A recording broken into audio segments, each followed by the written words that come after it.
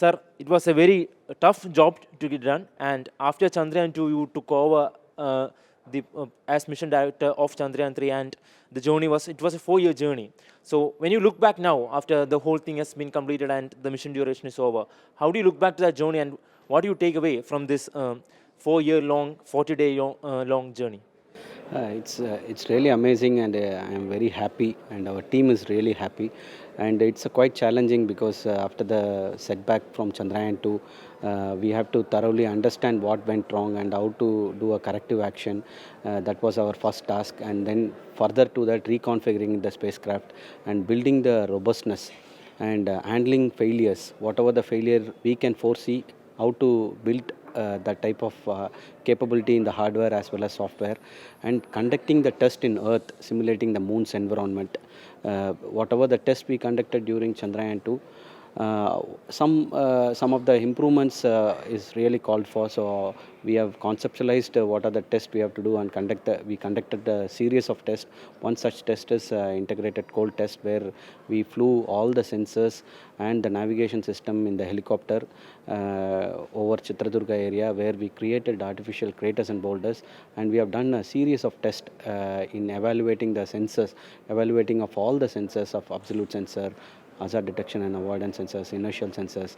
And then the second test was integrated hot test that we have conducted at Sriharikota, where we created a new test setup and test site, wherein we conducted a series of tests starting from dry run, static test, and the closed loop test, where we put sensors, navigation, guidance and control, and the propulsion system in closed loop.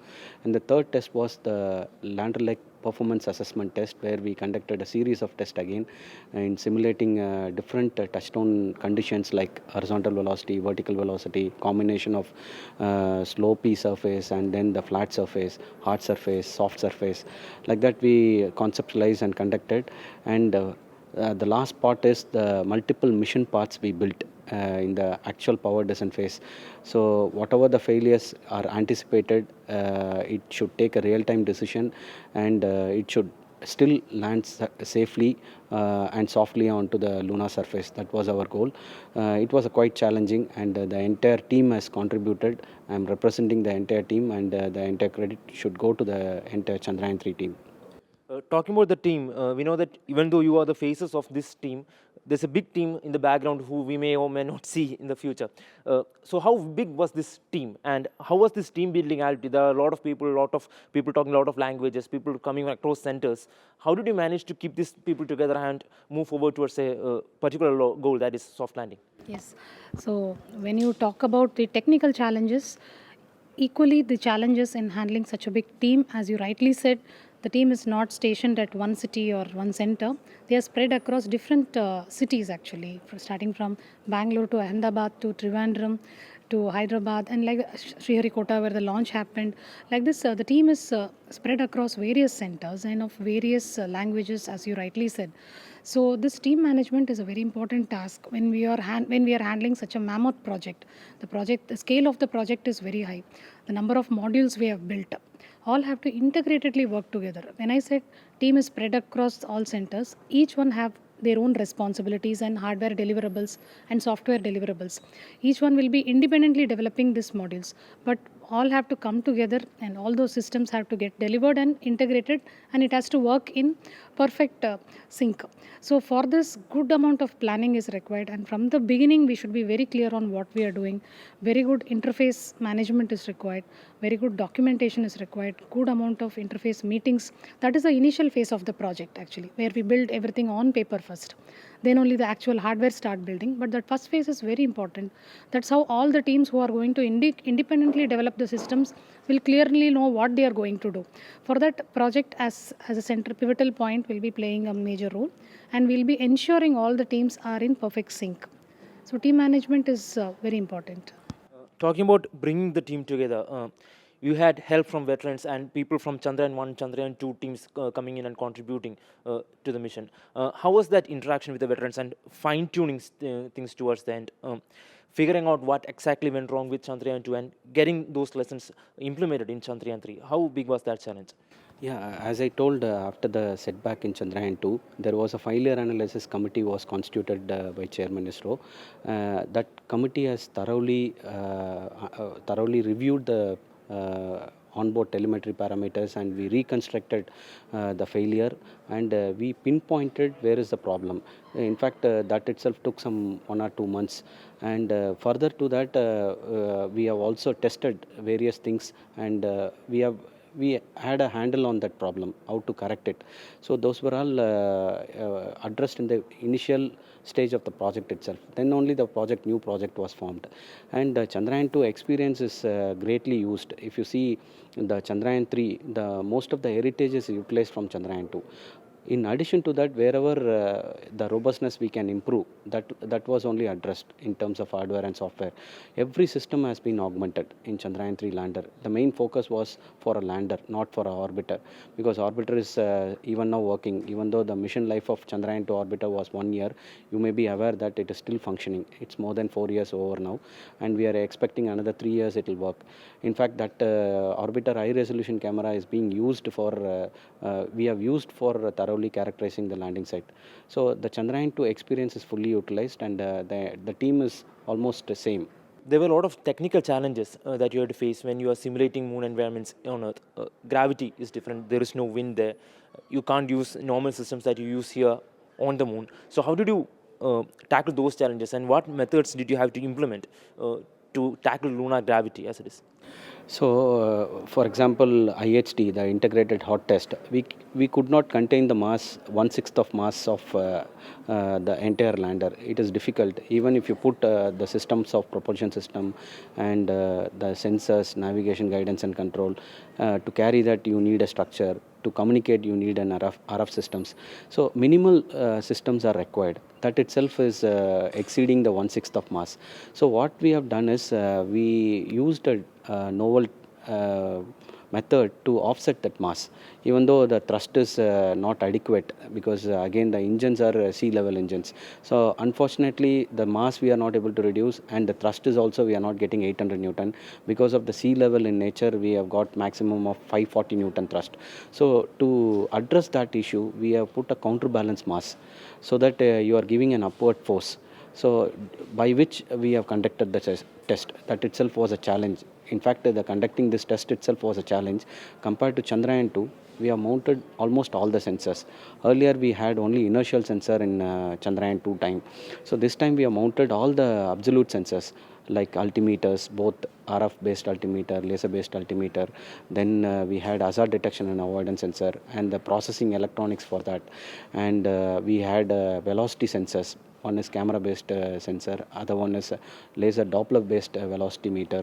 All those sensors also was part of it this time. Under the engine firing condition, the sensor assessment also was carried out. That was something unique. Chandrayaan 2, we did not have that type of test. So that also has been overcome by doing this test.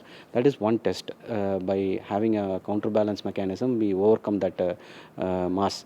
The second one is the lander leg drop test.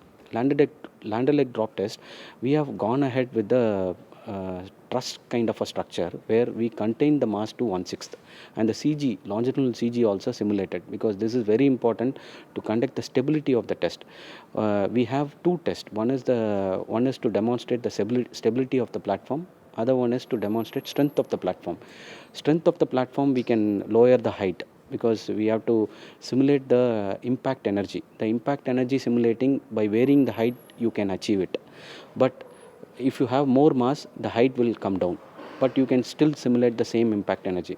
Whereas when it comes to stability, that too, the stability on a slopey surface like 12-degree slope, you require height which is equivalent to moon's height. For that, you have to necessarily contain the mass to 1/6. For that, the truss type of structure has been used.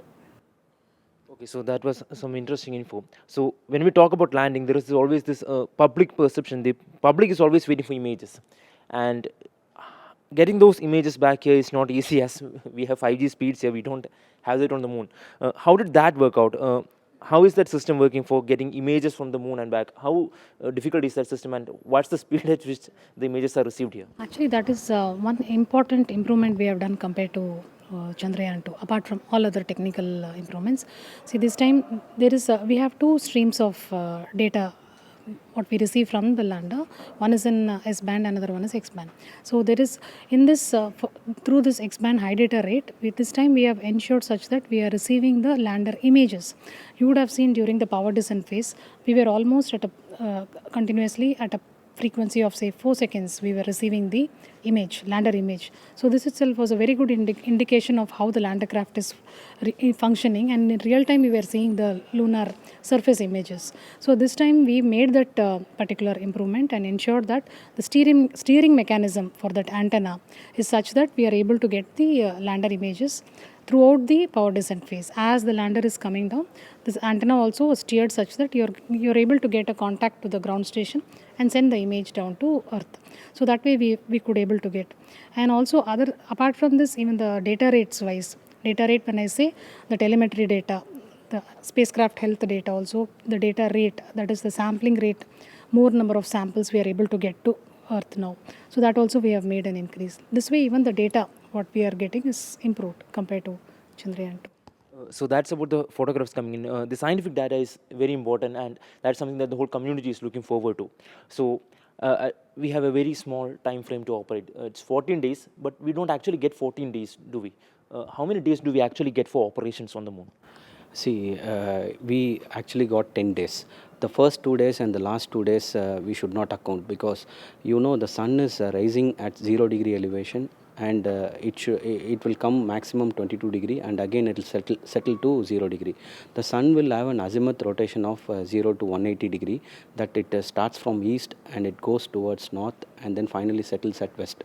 So this azimuth rotation is happening in this 14 days. Along with that, elevation angle is also happening from 0 degree to 22 degree. So the first 2 days, in fact, we landed on the second day. So third day onwards, we started operating the payloads. Similar way, the last 2 days also, the sun elevation angle will go to nearly 0 degree. So if you see, when we land on a south pole, where the sun elevation angle is very small, very low, it's lower. So even a small height will cast a long shadow. Like assume the lander height itself, it is about 3 meters. It will cast a very long shadow when the angles goes below 6 degree. So because of that reason, we generally don't operate. So we effectively got 10 days, but these 10 days we have operated 24/7. In fact, if you would have noticed, rover has been moved for about 101.4 meters in this 10 days. In this process, we had to overcome the obstacles like craters and boulders, and we also avoid the shadows coming from the lander. It has to generate power, and always the solar panel of rover has to track sun. So we had multiple challenges. Like rover is not directly communicating with Earth, it is always communicating via lander. So whatever the path planning which we have planned by taking the image from the navigation camera, and it has to be downloaded to lander, and lander will again download to Earth, and then we have to do DEM, digital elevation model, and then further control points and then mechanisms will generate the coordinates. So then the next process of moving from point A to point B happens. This entire process takes about 5 hours, and in this if you encounter some craters, we have a difficulties, we have to take a different directions. In fact, this time we are moved backwards. The rover has been moved backward to avoid the shadow coming in that region. In fact, when the sun starts coming at east direction, the shadow comes onto the west. Then it moves to north, it comes to south.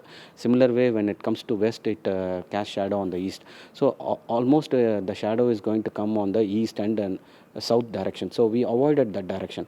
So these are the multiple challenges we had, but we operated all the scientific instruments, both in lander as well as in rover, for continuously 10 days.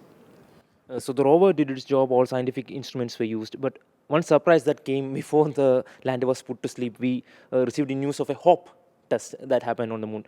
So was that planned before the launch itself, or was that something that was improvised during mission duration? No, in fact, the hop-on was not part of our plan. this was actually suggested by our director URSC and chairman ISRO.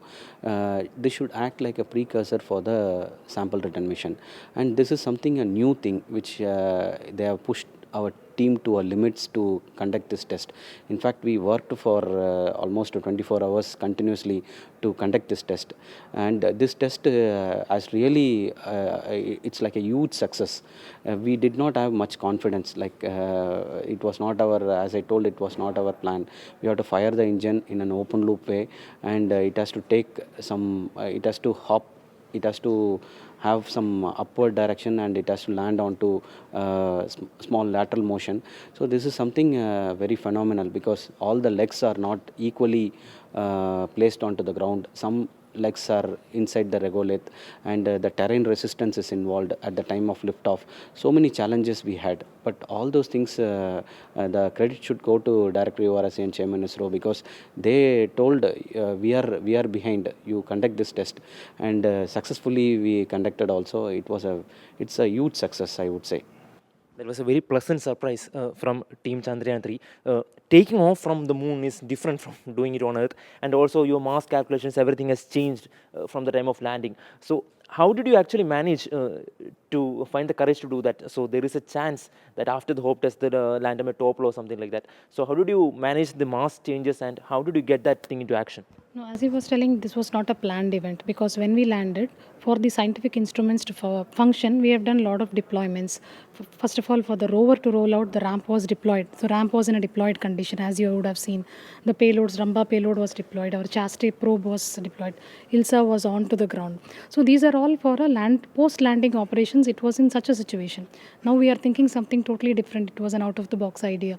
Now to implement this again, we have to go back to such a situation. We have to bring back stow the ramp, and again the chastity probe has to be retracted. ILSA has to be again brought. These are things which we never tested on ground, but again we are going to do it on lunar surface for the first time. So all this, we had enough discussions on that. We had a proper technical discussions to and planned how to implement that, and also to a certain extent we have done some simulations also to do the hop test. What are the conditions to be accounted? So all this systematically we did, and that whole night, as he said, 24 hours, our team was fully on job, and all concerned teams were worked towards it, and with all the encouragement from our management, we did it, and it was a huge success. And with this, there were a lot of good outcomes, because of this we have moved the downrange wise, we have moved to a slightly different location. So different science is possible. ILSA payload is again on a different surface. Chastity is going to do a thermal measurement on a different surface. This was another big outcome. So again, we could do some more experiments. So these are all the big outcomes. Again, it's some to a certain extent a precursor for a sample return mission. We have fired the engines again. All these are a very good outcome, and it's a phenomenal success for this.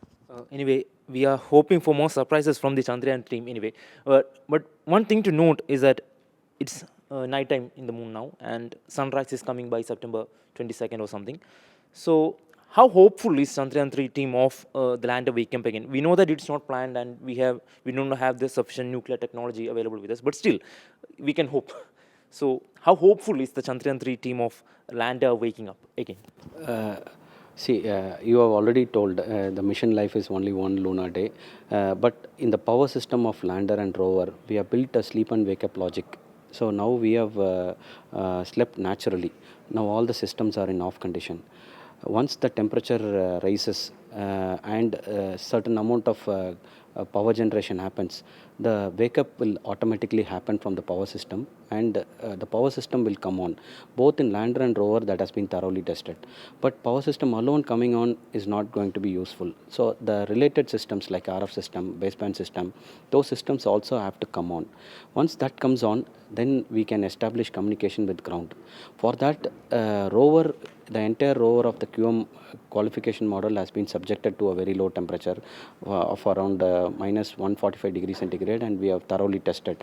And rover survivability is having a good chance, whereas lander is not being tested. So rover alone coming on is not going to help, because rover cannot communicate directly with Earth. It has to communicate via lander. So the hopes are there, but it is a hope. We cannot guarantee, and we are also hoping like you. So let's all hope for that. So when that hope continues, and while we wait for Vikram to call back to Earth on September 22nd. One final question before we wrap this up. We have landed on the moon. Now we have to do something else next time when we go there. It can be sample return, or it can be some other sorts of experiments, or a different type of exertion vehicle. So what's Chandrayaan 3 team planning forward, and what's the next step in the in space exploration? We have a roadmap. Anyway, futuristic thing I cannot reveal. It will be a confidential, but certainly we are working on it for the future missions. So you can reserve this question to the higher management, ISRO higher management. You can ask the question to chairman and directors. Thank you very much, Sri Veeramuthuvel and Sri Kalpana, for spending time with us.